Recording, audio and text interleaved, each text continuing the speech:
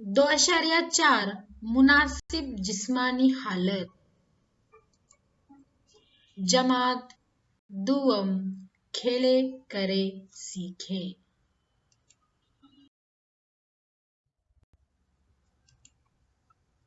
नीचे दी हुई जिस्मानी हालत का मुशाहिदा करो। सही हालत पर सही का और गलत हालत पर गलत का निशान लगाओ। खड़े रहना। यहाँ पर आपको 2 तस्वीरें दी गई है। एक बच्ची सीधा खड़ी है और दूसरी बच्ची थोड़ा झुककर खड़ी है। यहाँ पर आपको अंदाजा लगाना है, फैसला करना है कि सीधा कौन खड़ा है और हमें भी किस तरह खड़े रहना चाहिए, और उस तस्वीर के बाजू वाले बॉक्स में सही का निशान लगाना है। ये सरगर्मी आप अपनी दरसी किताब में जरूर करें।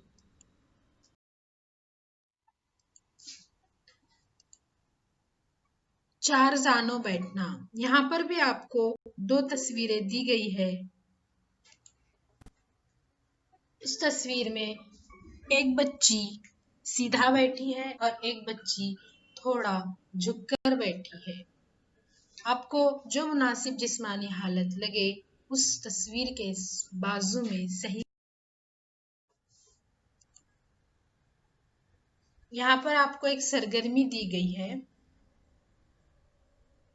4 तस्वीर दी गई है। आपको इन्हीं जिस्मानी हालत को सही समझते हुए इसको हिदायत के मुताबिक करना है।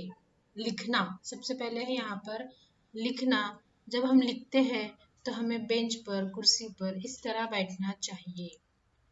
सोने की सही हालत दी गई है, पढ़ने की सही हालत दी गई है, बेंच पर बैठने की सही हालत दी गई है।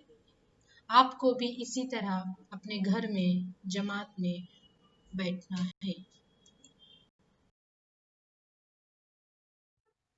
2.5 कवायद का मुजाहिरा। सावधान की हालत आपको बताई गई है।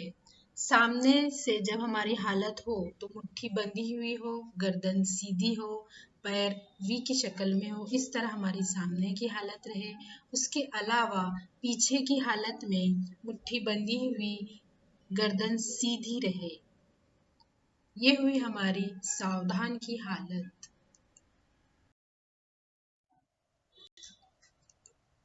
विश्राम। अब हम देखेंगे विश्राम किस तरह हो।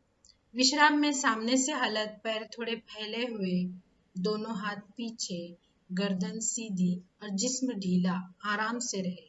और पीछे से हालत में दोनों हाथ पीछे रहे, दाएं हाथ के ऊपर बाएं हाथ रहे।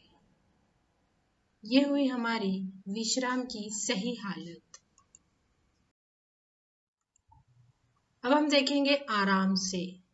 जब हमारे मौल्लिम हमें आराम से बोले तो हमें दी गई तस्वीर के मुताबिक खड़े होना है।